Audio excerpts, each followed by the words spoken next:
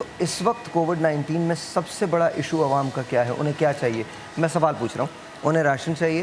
اور یہ سر آپ بھی اس میں جمپ ان کر سکتے ہیں، بتا سکتے ہیں شہریار داؤد صاحب، انہیں راشن چاہیے، پیسہ چاہیے، یا انہیں پھر کوئی اور ریلیف چاہیے؟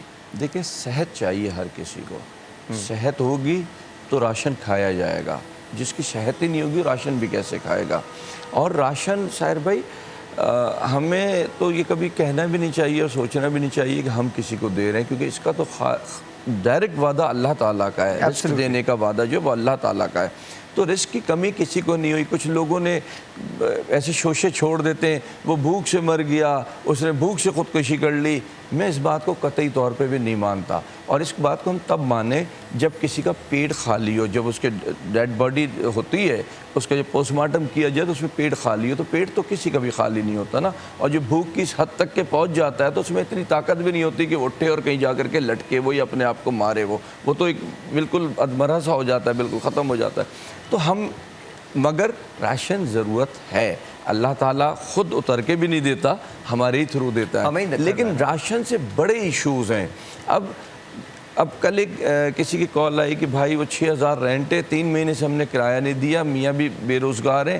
اب 6,000 رینٹ تو ہے، ہم کہہ تو دیں کہ رینٹ نہیں دینا چاہیے، رینٹ نہیں لینا چاہیے، لیکن جو 6,000 روپے رینٹ لے رہا ہے اس کا بھی تو کوئی حساب کتاب نہیں ہوگا نا. کوئی امیر تو نہیں ہوگا، وہ چھوٹا موٹا کوئی ایک گھر ہوگا، ایک اور ساتھ بنا لیا ہوگا اس غریب نے تو رینٹ پہ دے دیا. اس طریقے کی چیزیں جو ہے نا گورنمنٹ کو حل کرنی چاہیے کہ رینٹ ایک وہ بنا دے کہ جی 15,000 20,000 تک کے جو رینٹ ہے وہ گورنمنٹ آف پاکستان جو ہے وہ دے گی یا گورنمنٹ آف سندھ دے گی. اچھا مان لیا، مجھے بتائیں کہ گورنمنٹ آف پاکستان یہ حل کرے گی؟